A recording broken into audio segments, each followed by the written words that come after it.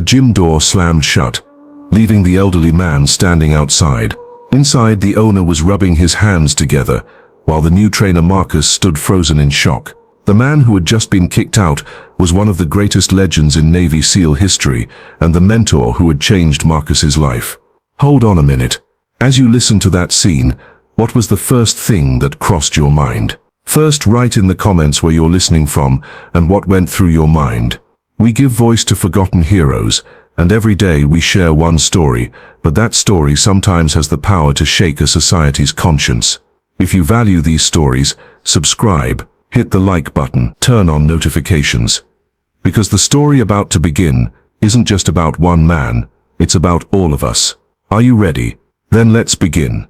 In the heart of San Diego, PowerFit Gym stood as one of the city's most prestigious fitness centers. Located in the trendy Claremont Mesa district, the facility sprawled across 8,000 square feet of gleaming space filled with the latest fitness technology. With its bright neon lights, state-of-the-art equipment, and Instagram-worthy atmosphere, it was a magnet for young professionals and fitness influencers. The gym's interior was carefully curated to photograph well. Exposed brick walls provided texture for selfies, while strategic lighting made everyone look their best. Custom murals featuring motivational quotes like "No excuses" and "Beast mode" covered the walls, and a dedicated smoothie bar served protein shakes in Instagram-friendly mason jars. The gym's owner, Brad Mitchell, was a 39-year-old charismatic businessman with a former bodybuilding background. Standing 6'2" inches, with an impressive physique, Brad commanded attention whenever he walked through his domain. With 50K followers on Instagram,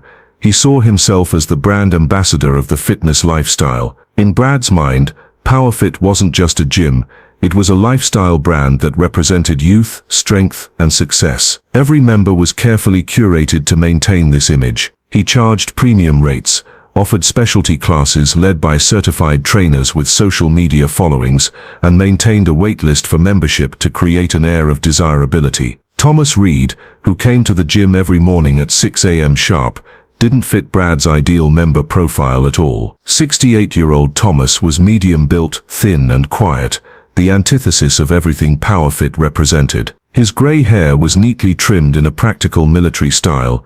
His face showed the lines of someone who had lived through experiences most people couldn't imagine, and his modest clothes, a simple t-shirt and shorts from Target, made him nearly invisible among the designer athleisure crowd. Thomas had joined PowerFit 8 months earlier when he moved to a small apartment 3 blocks away. After 30 years of military service and a modest retirement that barely covered his expenses, he had chosen the gym based on proximity and a senior discount. He had no social media presence, no interest in networking, and no desire to be part of any fitness community. His only goal was simple: maintain the physical discipline ingrained through 3 decades of Navy SEAL service. Exercise wasn't vanity for Thomas, it was survival, dignity, and a way of honoring the younger men who hadn't made it home from the wars he had fought. Thomas's exercise routine was methodical and humble. He would arrive precisely at 6 a.m., when the gym was least crowded. His training focused on bodyweight exercises,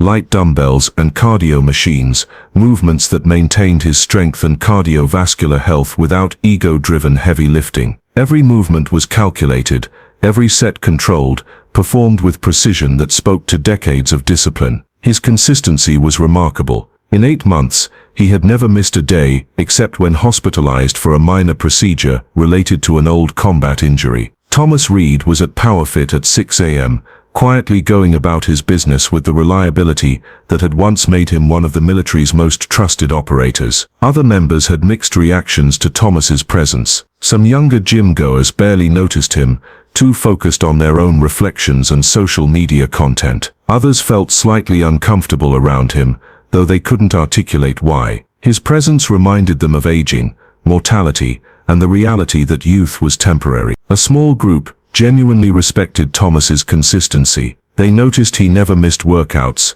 never hogged equipment, never left messes, and treated everyone with quiet courtesy. These members nodded respectfully and occasionally offered friendly greetings. Brad Mitchell, however, was increasingly uncomfortable with Thomas's presence. Every morning when he saw the older man, Brad thought about the carefully cultivated image he had spent years building. PowerFit was featured in lifestyle magazines as San Diego's premier young professional gym. The website showcased attractive 20-somethings in expensive workout clothes. Brad had invested heavily in this image, partnering with influencers and marketing PowerFit as a place where successful young people maintained their edge. He worried that Thomas's presence disrupted this narrative and might affect membership renewals. The concerns had been building for months. Brad had overheard conversations where younger members mentioned the gym becoming less exclusive. One fitness blogger with 30K followers had asked if PowerFit was changing its target demographic, expressing concern about content creation. That Monday morning, Brad arrived to find Thomas completing his usual routine. The morning crowd was typical: young professionals, university students, and regulars who treated the gym as much as a social space as a fitness facility. As Brad watched Thomas methodically completing bodyweight exercises, he noticed a lifestyle blogger avoiding Thomas's area, choosing equipment on the opposite side despite inconvenience. A group of young professionals had moved their training session outside rather than use the indoor area where Thomas was stretching.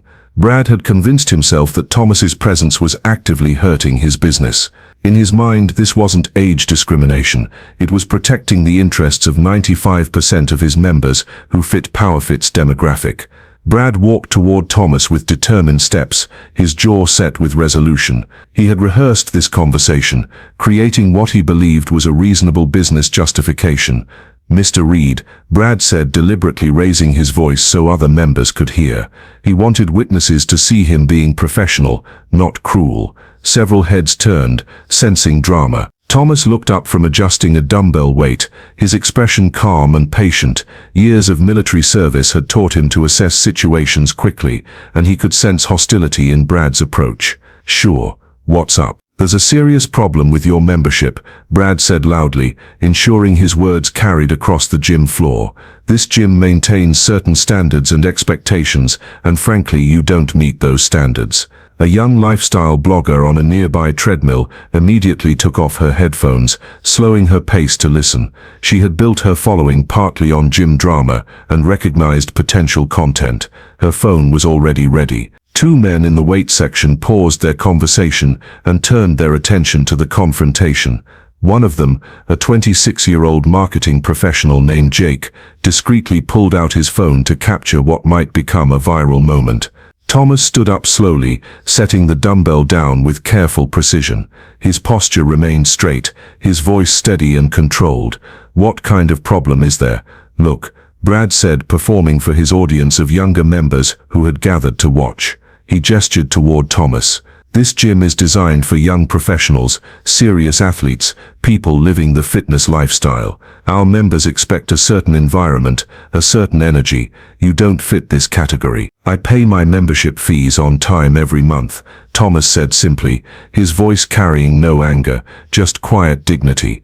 "I follow all the rules. I clean up after myself. I don't bother anyone or interfere with anyone's workout." Brad's patience was completely exhausted. "Yes, but look at yourself. Your age, your physical condition, your clothes. My other customers are uncomfortable. You're not what people expect when they come to PowerFit. You're damaging our image and affecting the experience we're trying to create." These words echoed through the gym, reaching every corner. The blogger nodded in agreement, already composing her social media post. The young men exchanged looks and barely suppressed snickers. Jake's phone camera zoomed in, capturing Thomas's reaction to this public humiliation. Thomas bent down to pick up his simple gym bag, a basic black Nike bag he'd owned for over a decade. His movements were deliberate and controlled, showing no signs of anger or retaliation. He had faced far worse humiliation in places where stakes were much higher than a gym membership. "Your membership is cancelled as of this moment," Brad announced with satisfaction, believing he had solved a significant business problem. "And please don't come back. This gym is not suitable for someone like you." Thomas shouldered his bag, maintaining military bearing that decades of service had ingrained. He walked toward the exit with measured steps, head held high, refusing to give Brad or the watching crowd the satisfaction of seeing him defeated. The heavy glass door closed behind him with a definitive thud. Brad rubbed his hands together, turning to face the small crowd that had witnessed the exchange. "Sometimes you have to make difficult choices," he said loudly. "This gym has standards to maintain. We have to think about the experience and comfort of all our members." The blogger gave him an approving thumbs up. "Totally the right call. Places like this need to maintain their vibe." Just then, the gym's back entrance opened and new trainer Marcus Johnson entered for his second week on the job. 32-year-old Marcus carried himself with the unmistakable bearing of someone who had seen real combat and survived situations that would break most people. He had completed the grueling Bud Souls training, served with SEAL Team 3 on multiple overseas deployments, and earned respect from some of the toughest warriors in the military before an IED explosion in Afghanistan ended his active service career. Marcus immediately sensed the charged atmosphere. His training had taught him to read rooms quickly, identify potential threats and unusual situations. The cluster of people near the front desk, their excited whispers, and Brad's self-satisfied expression indicated something significant had just happened. What happened here? Marcus asked, approaching Brad with the direct communication style military service had ingrained. "Nothing you need to worry about," Brad replied confidently, still riding high from what he considered successful problem resolution. "I just had to cancel the membership of someone who wasn't suitable for our environment. An older gentleman who really didn't fit our demographic or standards."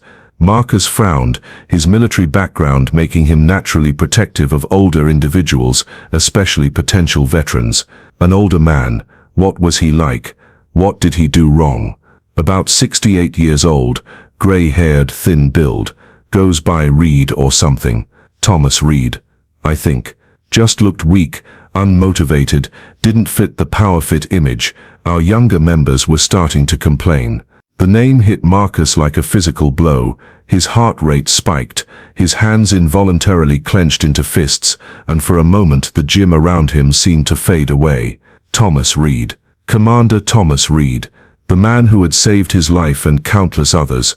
The SEAL legend who had shaped Marcus into the warrior he became. "Did you say Thomas Reid?" Marcus asked, his voice carrying new intensity that made Brad step back. "Yes. Do you know him? Is he some kind of troublemaker?"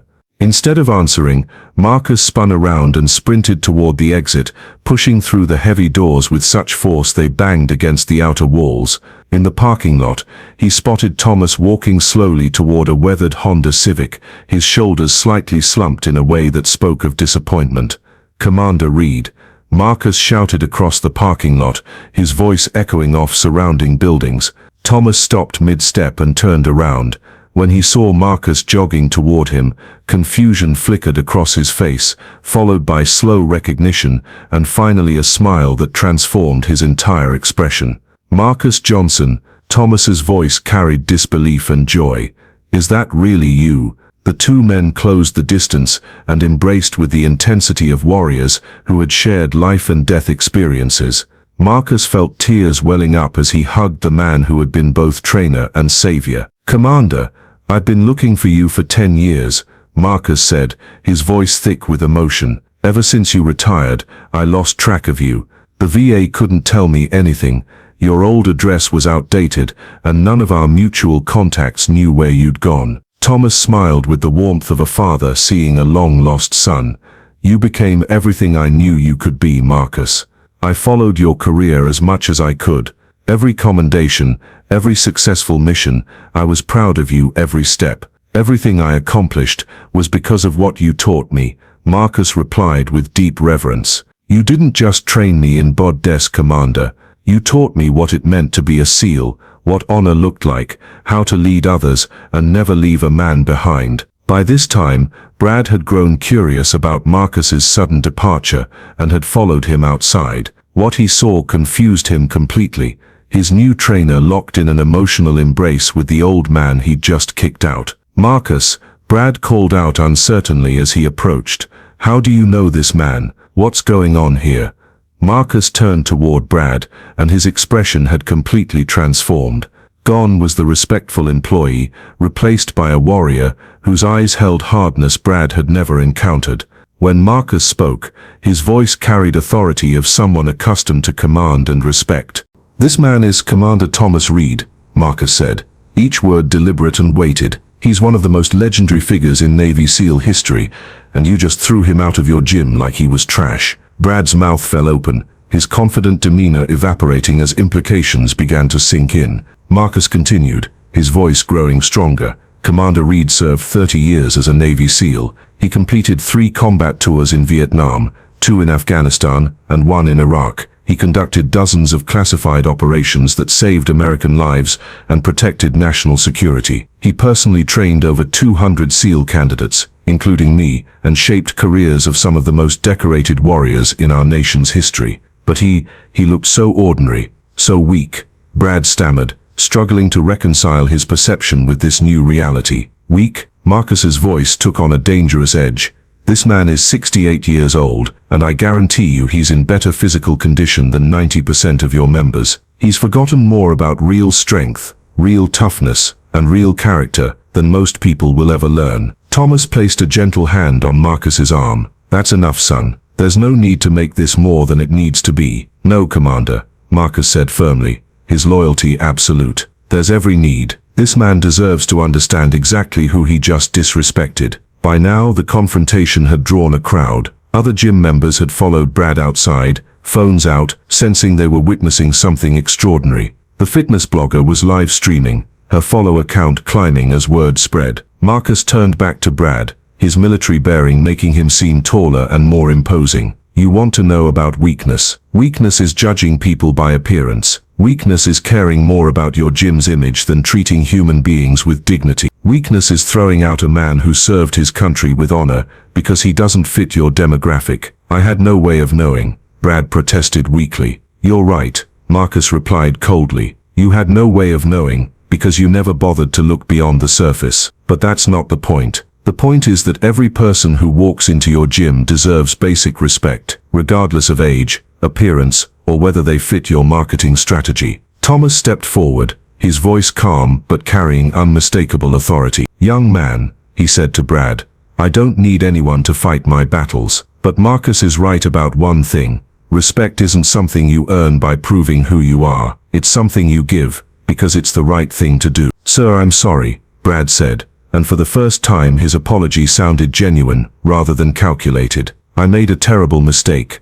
The mistake isn't what you did to me," Thomas replied quietly. "The mistake is thinking that fitness is about appearance rather than character, that strength is about age rather than spirit, and that a business succeeds by excluding people rather than including them." Marcus looked at Brad with disappointment. "Commander Reid could probably outperform most of your members in any measure of real fitness. Want to prove it?" Thomas raised his hand. "Marcus, there's no need for demonstrations. Actually, Commander, maybe there is," Marcus said with a slight smile. "These people seem to think fitness is all about looking good. Maybe it's time to show them what real fitness looks like." Brad, trapped by his pride and the watching crowd, found himself nodding. "Fine. What kind of test?" Marcus thought for a moment. "Something simple. 50 push-ups, 100 sit-ups, and a 5-minute plank hold. If Commander Reid can complete this challenge, you restore his membership and apologize publicly. If he can't, we'll walk away and never come back." "And if I can do it better?" Brad asked, his competitive instincts overriding better judgment. "Then you'll have earned the right to say you're in better shape than a Navy SEAL," Marcus replied. "But I don't think that's going to happen." Thomas looked around at the growing crowd, then back at Marcus. After a long moment, he nodded. "All right, but we do this with respect and dignity, not as a circus act." The group moved back into the gym, where word of the challenge had already spread. Members gathered around as Thomas removed his simple t-shirt, revealing a physique that, while lean, showed muscle definition and core strength of someone who had maintained military fitness standards well into retirement. Thomas positioned himself for push-ups, his form perfect, despite his age. As Marcus counted off, the watching crowd grew quieter and more respectful. Thomas's movements were controlled, precise, and showed no signs of struggle as he reached 25, then 40, then completed all 50, without pausing. The sit-up portion was equally impressive, with Thomas demonstrating core strength that comes from decades of functional fitness rather than gym vanity. His technique was flawless, his breathing controlled, and he finished the 100 repetitions, looking as if he could have done another 100. The plank hold was perhaps the most impressive demonstration. As minutes ticked by, and Thomas maintained perfect form, the gym fell completely silent, except for Marcus's countdown. Young men, who had been snickering earlier, now watched with obvious respect and admiration. When Thomas completed the 5-minute plank and stood up, barely winded, the gym erupted in spontaneous applause. Even the fitness blogger had stopped her live stream to clap, her earlier smugness replaced by genuine admiration. Brad, who had been watching with growing amazement and shame, stepped forward. "Sir, I owe you more than just an apology. I owe you my respect, and I failed to give it when it mattered." Thomas extended his hand to Brad. "We all make mistakes. The question is what we do after we recognize them." "Please," Brad said, shaking Thomas's hand, "I'd like you to have your membership back permanently, no charge. And if you'd be willing, I'd be honored to have you help train some of our younger members. They could learn a lot from you about what real fitness means." Thomas considered the offer. "I don't need to be an employee, but I'd be happy to spend some time with the young people here if they're interested in learning about discipline, respect, and what it means to stay strong as you get older." From that day forward, PowerFit Gym became a different place. Thomas began coming in 3 days a week, not just for his own workout, but to mentor young members who wanted to learn from someone who had lived the principles they were trying to develop. They called him Commander, and he taught them that true strength wasn't about the weight you could lift, but about the character you built lifting it. Brad completely changed his approach to running the gym. He removed the lifestyle brand focus and instead emphasized PowerFit as a place where people of all ages and backgrounds could pursue genuine fitness. The gym's new slogan became "Strength Through Character," and Brad made sure every member, regardless of age or appearance, was treated with dignity and respect. Marcus's reunion with Thomas became the foundation for a new friendship that enriched both their lives. Marcus learned that Thomas had been struggling financially since retirement, living alone in a small apartment on his military pension. Marcus immediately connected Thomas with veteran support services and helped him apply for benefits he hadn't known were available. Within 6 months, PowerFit had become one of San Diego's most respected gyms, not for its Instagram-worthy aesthetics, but for its inclusive approach to fitness and emphasis on character development, alongside physical development. Thomas's presence had transformed not just the gym's culture, but the lives of dozens of young people who learned from his example that true strength comes from within. The story spread throughout San Diego's fitness community and eventually reached local media. Thomas was featured in interviews where he spoke about treating all people with dignity, regardless of age or appearance. He became a spokesperson for senior fitness and an advocate for creating inclusive spaces where people could pursue health without judgment. Marcus eventually wrote a book about his experiences with Thomas, both in the military and at PowerFit. Finding My Commander: Lessons in Leadership from a Navy SEAL Legend became a bestseller, with all proceeds donated to organizations supporting veteran transitions to civilian life. Brad's transformation was perhaps the most dramatic. He went from being a businessman focused on image and profit to becoming an advocate for inclusive fitness. PowerFit's Age No Barrier program became a model adopted by gyms nationwide, and Brad spoke at industry conferences about the business benefits of treating all customers with respect. 2 years later, Thomas celebrated his 70th birthday at PowerFit, surrounded by members who had become his extended family. The gym's walls now displayed quotes from his teachings. "Strength is not about how much you can lift, but how much you can lift others. True fitness begins in the mind, not in the muscles. Age is just a number, character is eternal." That evening, as Thomas reflected on the journey from humiliation to honor, he realized that being kicked out of PowerFit had led to something far more meaningful than a gym membership. It had created a community of people committed to supporting each other, regardless of age or background, in their pursuit of genuine strength and character. The gym where he had once been told he didn't belong had become his second home, and the young people he mentored had become his greatest source of pride. Thomas understood that sometimes our greatest defeats become the foundation for our most important victories, and that real strength reveals itself not in how we handle success, but in how we respond to injustice with grace and dignity. Share this story and click the notification bell so you can be immediately notified of these stories we publish every day. If you enjoyed this story, Click the like button and subscribe to the channel, because tomorrow I have another story especially for you.